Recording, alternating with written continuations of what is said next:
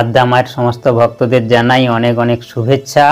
আজকের বলবো এই কুম্ভ মেলা কি, কুম্ভ স্নান কি, প্রকৃত কুম্ভ স্নান কি। কোটি কোটি লক্ষ লক্ষ মানুষ প্রয়াগে ছুটে যাচ্ছে পুণ্য লাভের আশায় এবং জলে ডুব দিয়ে বাড়ি ফিরে আসছে। এটাই কি কুম্ভ স্নান হচ্ছে, নাকি কুম্ভ স্নানের অন্য কিছু মাহাত্ম্য আছে? আবার বলছে যে 144 বছর পরে এই যোগ এসেছে, এই সুযোগটাকে যদি হাতছাড়া করা হয় তাহলে এই জন্মে আবার 144 বছর পরে এই যোগ যখন আসবে ততদিন আমরা আর বাঁচব না।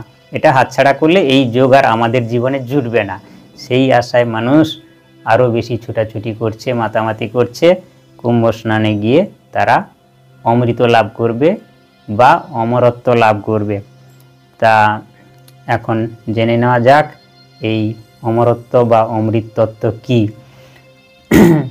এখন আমাদের এই যে অমৃতের কথা বলা হয়েছে, লোভ দেখানো হচ্ছে যে কুম্ভ স্নান করলেই অমর হয়ে যাবে, কিন্তু অমৃত লাভ হবে। অমৃত কুম্ভর গল্প আমরা অনেক শুনেছি। আবার সেই অমরনাথে আছে অমর কথা, সেই অমর কথা শুনলে অমর হয়ে যাবে। আবার বলছে অমৃত কুম্ভ স্নান করলে অমর হয়ে যাবে। মরতে কেউ চাই না, খালি অমর হতে চাই আর পুণ্য লাভ করতে চাই। কিন্তু এর তো একটা মাপকাঠি আছে, আমরা কতটা পুণ্য লাভ করলাম। শুধু অন্ধ বিশ্বাসে দৌড়াদৌড়ি করলে তো আর হবে না। তাই আমাদের আসুন প্রকৃতপক্ষে অমৃতের সন্ধানে আমরা কেমন করে সেই অমৃত কুম্ভ পাব এবং অমরত্ব লাভ করতে পারব। প্রথমে এই যে আমাদের এই যে বর্তমান যে অমৃত কুম্ভ নিয়ে বলতে চলেছি, এটা সংক্ষেপে এর একটু আলোচনা করে নিই। কেননা সূর্যের এটা সব ভৌগোলিক ব্যাপার। এই হিন্দু সনাতন ধর্ম ছাড়া এইসব অন্য কোনো দেশে কোনো ধর্মের মধ্যে এই সমস্ত নাই। তো এর মাহাত্ম্য আছে। কেননা সূর্যের চারিদিকে যেমন পৃথিবী ঘুরছে, পৃথিবীর চারিদিকে ঘুরছে চন্দ্র। আর আমাদের এই যে দেহ এই প্রাকৃতিক নিয়মেই উৎপন্ন হয়েছে। তো সেই চন্দ্র, সূর্যের এবং পৃথিবীর যে অবস্থান, সেই নির্দিষ্ট সময়ে নির্দিষ্ট জায়গায় অবস্থানের মধ্যে একটা এমনই শক্তি উৎপন্ন হয় যেটা কিনা আমাদের এই যে প্রাকৃতিক যে পঞ্চভূতের এই যে দেহ, এই দেহের মধ্যে তার প্রভাব বিস্তার করে। যার জন্য এই সময় এই দেহের কি করা উচিত সেটা ধর্মগুরুরা বলে দিয়েছেন। সেইভাবে চললে আমাদের সেই অমৃত লাভ হবে। এটা হচ্ছে একটা কি ভূতশুদ্ধির প্রক্রিয়া। পঞ্চভূতে এই গঠিত এই দেহ, তো তাই পঞ্চভৌতিক শুদ্ধিকরণের একটা প্রক্রিয়া। এই সময় এই যোগে এই জায়গায় স্নান করলে আমাদের পঞ্চভূত শুদ্ধ হবে। অমর হতে গেলে আমাদের আরও কিছু প্রক্রিয়া করতে হবে। এই কুম্ভমেলার সৃষ্টি হয়েছিল আদান প্রদান, ধর্মীয় ধর্মীয় সংযোগ। এই পুণ্যযোগে 3 পক্ষকাল আমাদের স্নান করতে হবে এবং ওই পুণ্য কেন্দ্রস্থলে বসবাস করে 3 পক্ষকাল আমাদেরকে সাধনা তপস্যা করে সেই অমৃতত্বকে অনুভব করতে হবে। এই 3 মিনিটে ডুব দিলাম আর ছুটে পালিয়ে আসলাম, ওতে কিছু হবে না। 3 পক্ষ দেখবে কুম্ভ মেলা 3 পক্ষকাল চলতে থাকে এবং সেই 3 পক্ষকাল ওখানে স্নান করতে হয় প্রত্যহ করে। দেখবে সাধু সন্ন্যাসীদের প্রথম থেকে শেষ অবধি সেখানে তাঁবু থাকে এবং সেই সময় আত্মশুদ্ধির একটা বিশেষ প্রক্রিয়া আছে। সেই আত্মশুদ্ধিকরণ, সেখানে ধর্মীয় গুরুরা সব বিভিন্ন আশ্রম মঠ থেকে তারা বসবাস করে। 3 পক্ষকাল থেকে তারা তপস্যা করে। অনেক ধর্ম প্রবচন, অনেক ধর্মগুরুরা আসছে সেখানে অমৃতত্ব সম্পর্কে উপদেশ দেওয়ার জন্য। এই পুণ্যযোগী কর্তব্যবোধে অনেক মহান সাধু সন্ন্যাসীরাও আসে, যারা অমর হয়েই আছে, তাদের অমরত্ব লাভ করার আর প্রয়োজন নাই, কিন্তু তারা আসে কর্তব্যবোধে। তাদের এই ধর্ম পুণ্য সংযোগী কত কোটি কোটি মানুষ আসছে, তাদের প্রতি তাদের কল্যাণ হোক, তারাও অমৃত লাভ করুক, তারাও চায়, কিন্তু প্রকৃতপক্ষে যে সমস্ত কোটি কোটি মানুষ যাচ্ছে সে অমৃতের বা অমরত্বের ধারে কাছেও পৌঁছাচ্ছে না। খালি ওই জলে ডুব দিচ্ছে 3 মিনিট আর পালিয়ে আসছে, হই হই করে যাচ্ছে। তারা লাভের থেকে ক্ষতি বেশি হচ্ছে। কারোর লাভ হচ্ছে, কিঞ্চিত লাভ হচ্ছে, কিন্তু কেউ অসুস্থ হয়ে ফিরছে, কেউ ঠান্ডা লেগে, কেউ আবার পদপিষ্ট হয়ে মৃত্যু হচ্ছে, মারাও যাচ্ছে, কিন্তু এতে কোনো লাভ নেই।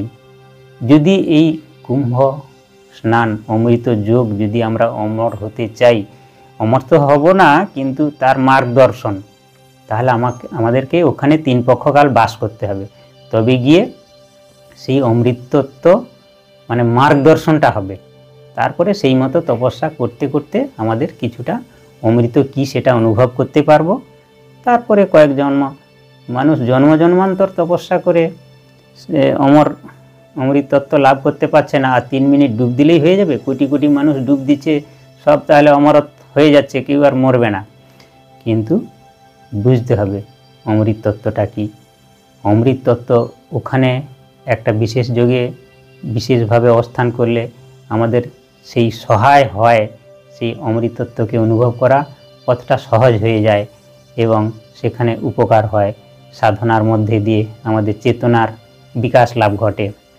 আর এটা একটা পথ, এটা একটা মত এবং এটা একটা উপায়, কিন্তু এটাই কি সর্বশ্রেষ্ঠ এবং এটা ছাড়া কি আর কোনো অমৃতত্ব লাভের অন্য কোনো পন্থা নেই না পথ নেই?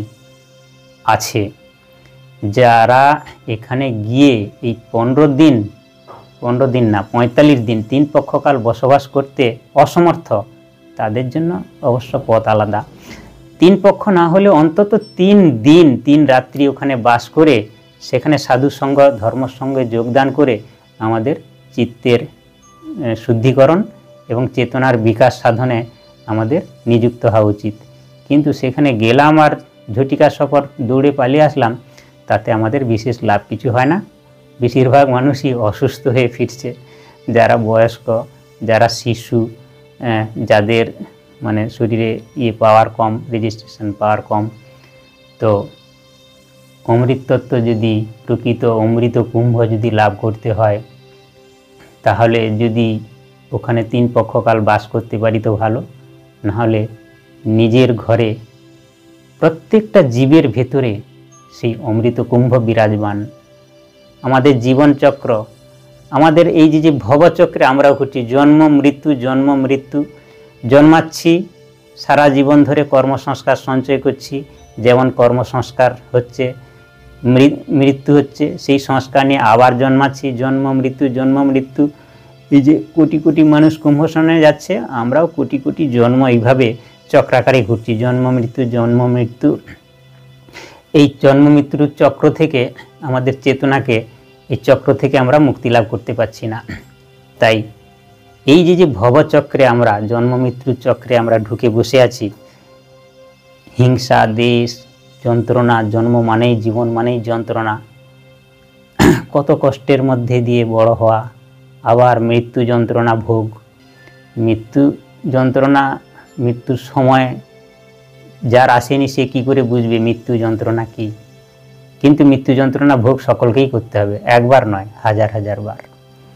মৃত্যু আসলে কেউ মরতে চায় না, তাই তো অমৃত কুম্ভে যাচ্ছে। কিন্তু অমৃত কুম্ভে স্নান করে সেই অমৃত কুম্ভ মেলাতেই মৃত্যু হচ্ছে, মরতে চায় না, অমর হতে গিয়ে মরে যাচ্ছে। তাহলে মৃত্যু হচ্ছে কেন? মৃত্যু চক্র থেকে আমাদের রেহাই নেই, মুক্তি নেই। কুম্ভ স্নান করলেও আমাদের মৃত্যু হবে, কিন্তু আমাদের বুঝতে হবে যে প্রকৃত অমৃত তত্ত্বটা কি। অমৃত তত্ত্ব হচ্ছে আমরা এই দেহ নয়, আমরা আত্মস্বরূপ, তাকে অনুভব করা এবং তাকে লাভ করার জন্য অনেক মার্গ আছে, শুধু কুম্ভমেলায় ডুব দেওয়ার দরকার নেই। যারা পারবে তারা করবে, কিন্তু এই অমৃত তত্ত্বকে লাভ করার জন্য আমাদের অনেক উপায় আছে। আদ্যাপীঠ মন্দিরে এই যে আদ্যামায়ের নিচে লেখা আছে জ্ঞান, তারপরে আরেক দিকে লেখা আছে কর্ম। এই জ্ঞান কর্ম যদি আমরা জ্ঞানযুক্ত হয়ে ঠিকঠাকভাবে করতে পারি, শান্ত হয়ে বসতে হবে। অবশ্য মার্গদর্শন গুরুর থেকে নিতে হবে, এই ভিডিও শুনে হবে না। শিক্ষা লাভ করতে হবে কেমন করে আমরা শান্ত হয়ে মনকে বুঝবো। বাহ্য জগৎ থেকে মনকে আমরা অন্তর জগতে নিয়ে আসব। অন্তরের অন্তঃস্থলে সেই আমার এর ভেতরে যে প্রকৃতি কিভাবে কাজ করছে, এই বিশ্ব প্রকৃতি, এই যে সূর্য চন্দ্র গ্রহ নক্ষত্র এইভাবে চক্রাকারে ঘুরছে, বাহ্য জগতে যা কিছু ঘটে চলেছে সব কিছু আমাদের অন্তর্জগতেও ঘটে চলেছে। বাহ্য প্রকৃতি সঙ্গে আমাদের অন্তর প্রকৃতির ঘনিষ্ঠ যোগাযোগ। আমাদের খিদে পাচ্ছে, আমাদের ঘুম পাচ্ছে এবং আমাদের ভেতরে ঘটে চলেছে সূক্ষ্মে অনেক কিছু। সাধনার মধ্যে দিয়ে আমাদের সে অন্তর্জগৎটাকে দেখতে হবে। অন্তর্জগতে কেমন করে আমরা সারাদিন কর্মের মধ্যে, চিত্তের মধ্যে আমরা অবচেতন মনে কত সংস্কার সঞ্চয় করছি, সেই সংস্কারগুলো আবার কেমনভাবে আমাদের প্রারব্ধে রূপান্তরিত হচ্ছে এবং আমাদের মধ্যে আবার সেগুলো যখন ফলবতী হচ্ছে, বাহ্য প্রকৃতি আমাদেরকে সেরকম ইনপুট দিচ্ছে, বাধা বিপত্তি। ভালো কর্মফল যখন ফলবতী হয় তখন ভালো সংযোগ, আনন্দ, এই সমস্ত নানান রকম সুন্দর শুভ যোগাযোগ। আবার খারাপ কর্মসংস্কার যখন ফলবতী হয় তখন খারাপ যোগাযোগ, অপমান, নিন্দা এবং ঝামেলা ঝঞ্ঝাটে, মামলা মোকদ্দমা, কেসে জড়িয়ে পড়ছি, অশান্তি আর অশান্তি, চাকরি নেই, উপার্জন নেই, অভাব অনটন, দুর্দশা দুরবস্থার মধ্যে ডুবছি।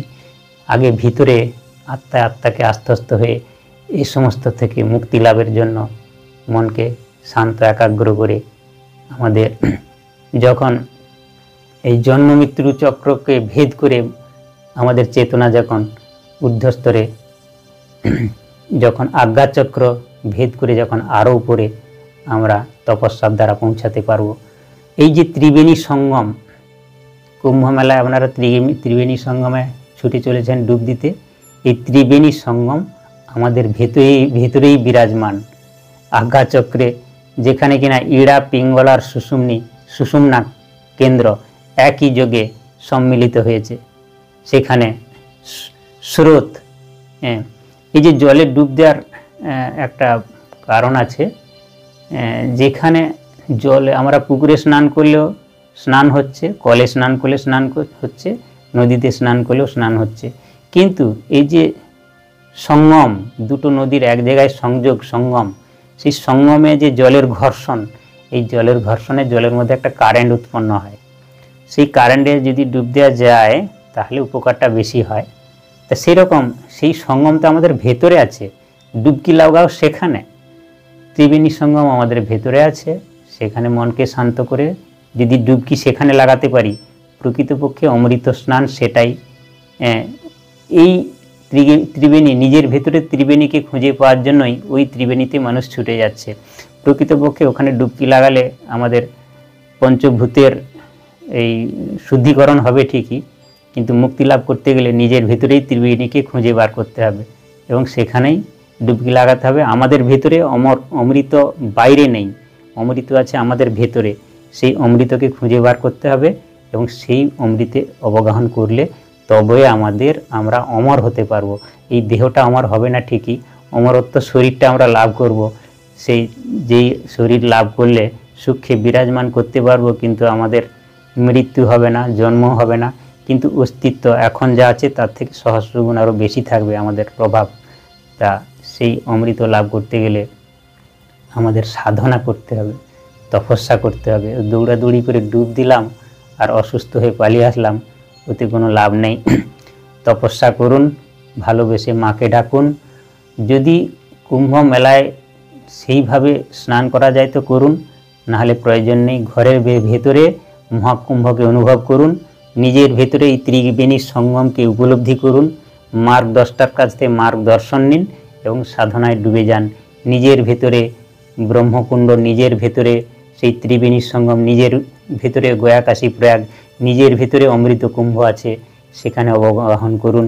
আপনারা অচিরে অমৃতত্ব লাভ করতে পারবেন। ওখানে গিয়ে পদপিষ্ট হয়ে মরার থেকে নিজের ঘরে বসে অমৃতের আরাধনা করুন, তাহলে সফল হবে আমাদের সেই কুম্ভ স্নান এবং কুম্ভ মেলা। নিজের ভেতরে প্রতি মুহূর্তে সেই কুম্ভ অমৃত যোগ আমাদের ভেতরে ঘটে চলেছে। সেই যুগকে, সেই যুগের সঙ্গে যুগযুক্ত হয়ে আমরা অমৃত অবগাহন যেন করি। জয়াদ্দামা অমৃত কুম্ভ প্রত্যেকের ভেতরে আছে, জাগিয়ে তুলুন সেই অমৃতকে এবং অমর হয়ে যান। হ্যাঁ, মার্গদ্রষ্টার কাছ থেকে মার্গদর্শন নিতে হবে। সাধনা কি, তপস্যা কি, শুধু মন বহির্মুখী চঞ্চল বাইরে ছুটে বেড়ালে কিছু হবে না। মনকে একাগ্র করে অন্তর্মুখী করতে হবে। শাস্ত্রে আছে, কিন্তু আমরা সেগুলো শুনে বুঝেও বুঝার চেষ্টা বুঝি না। মনকে অন্তর্মুখী করতে হবে এবং ভিতরে আত্মাতে আত্মস্থ করে সেই অমৃতত্ব লাভ করতে হবে। জয়াদ্দামা সবার মঙ্গল করো মা। জয় ঠাকুর, জয় মা।